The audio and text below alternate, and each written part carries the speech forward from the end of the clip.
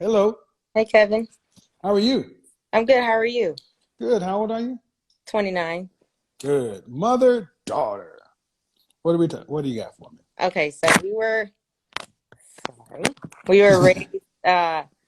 It's four of us, so it's on my mom's side anyway. So Hmm. we were raised with just one parent, Okay. um, and I'm third in that order. Okay. So but all of us are like back to back though. So my oldest sister is 3 years older than me. Second oldest sister is 2 years older than me, and I'm 2 years older than my youngest sister. So it's four daughters? Hmm. Yeah. So Okay, go ahead. So yeah, she was a single parent Hmm. up until I was in fifth grade. Sorry. Hmm. Um, but I mean, up until that point, we were raised by my sister, right? Hmm. We didn't have a lot of money. So there were like a lot of nights that we were hungry. It was just a lot of things that my family doesn't even know about, like what we struggled with, because there was a lot of things that happened in that house that my mom would always say, like, what happens in this house stays in this What house. happens in this house stays in this house, right? But when she decided to get married, she married somebody that she barely knew. And he was younger than her, probably about 10 years younger than her. I can't remember. But he, yes. And she stayed married to him for 10 years. So um, after, and she knew about all of it, knew about it. Like we would tell her, like, these things were happening. And um, she would say things like she's going to talk to him, never anything like legal action or whatever. So when I got to 12th grade, um, I was fed up. I graduated high school. I was fed up. It was the summer of after I graduated, and I basically was waiting to get into the military because that was basically my way out um, Hmm. from all of this. But he had touched my little sister, and basically that was the last straw for me. So I had called my mother and I told her, I said, you got an option. I'm going to call the cops or you're going to call them. Like, and, Hmm. the cops were called, and they took him for a little bit, but he came back because, like, um, if you don't have a lot of First proof, time offense. Yep. right? Hmm. So he came back and there was like a huge argument and things like that. And, ended in like me grabbing a knife, things like that. So he basically ran out of the house. I went to my aunt's house and I stayed there to cool down or whatever. But even after that, it was kind of like a long time before she decided to divorce him. Okay. But So till they're this di- they're day, that was divorced. 10 years ago. They're divorced Yep, now. they're divorced. And your younger sister, where is she? She's So she went to the army, but she's out now. She's married. She's still in Savannah. I'm in Atlanta now, but we're from Okay. Savannah. Um, Um, and your younger sister's married about your two older sisters. my oldest sister is married. My second oldest sister is not, and I'm not. Okay.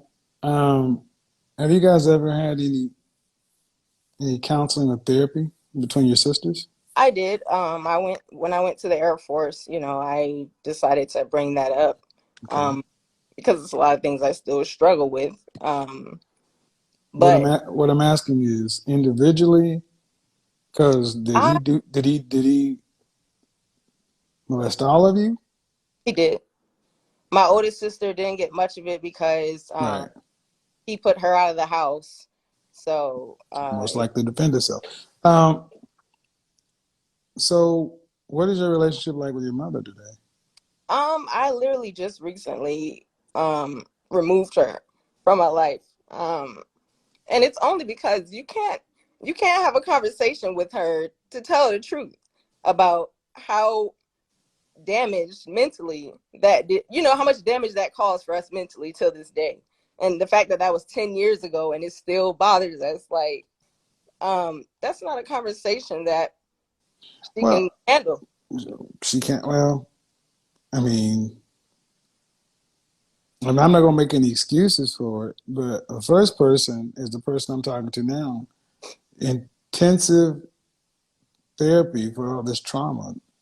I mean, individually and group.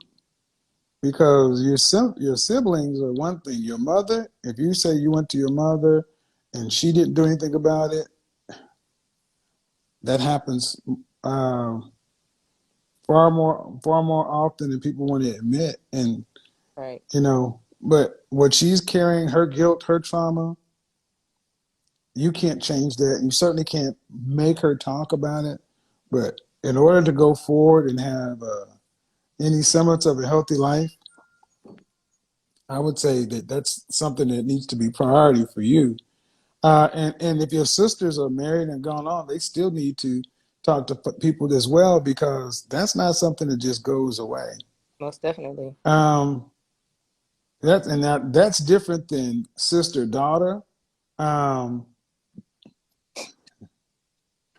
yeah, that's different than sister daughter. Um, because well, it's just different, different whole scenario. Um, and you said you just cut your mother off about how long ago? That was last month. How old is she? She's 53. Okay, well, she's gonna be around for a little bit. Um, but the person I'm talking to right now, I'm more concerned that you learn how to heal from this trauma. Um, and that's outside of my scope of expertise. This is when I start referring people to psychiatrists and psychologists. But when trauma is there, it needs to be addressed.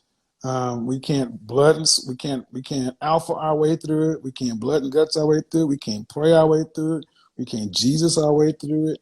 We got to sit down and get on somebody. We got to do the work.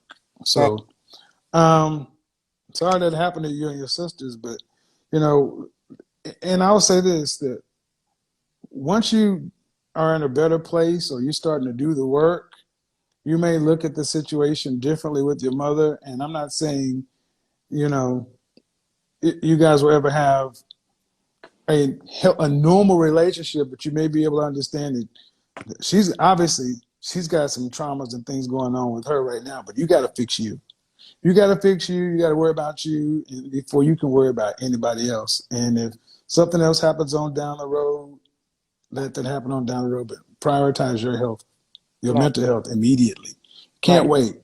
Oh Okay? yeah, so I get seen, but the thing is, we had a healthy relationship. It was years and years of trying to pray to God to forgive her, and I feel like that When allowed you say we had a healthy relationship, my who? mom Before the molestation or after? after, because definitely like during it, I definitely hated her. I Absolutely. don't I don't I don't think it's going to be possible to have a healthy relationship after molestation prior to any real healing. Yeah. So what I'm saying is, I tried to Yeah, I get it. Yeah, yeah, yeah. try to like forgive her. I wouldn't call Yeah. it healthy, but Yeah, it's survival. That's what I'm saying. See, and that's the one thing we got to stop doing in the Black community. We got to stop living in survival mode and leave and get to the heal mode. It's kind of like this is a bad analogy. I'm not trying to minimize the situation, but it's like having a flat tire and then putting on a donut and then trying to drive full speed. Yeah, you can get down the road, but you're not going to be able to do the things you need to do. And because I do have respect for the process and what goes on here, I'm going to go ahead and end this now and definitely recommend therapy. Are you still in the military? no, I'm medically retired. Okay. Well, you're here in Atlanta. I would definitely, uh, well, Google is your friend, but most clinicians offer free initial consultation. Bring you in, sit down with somebody who you feel like you could be comfortable with, and get in there and do the work.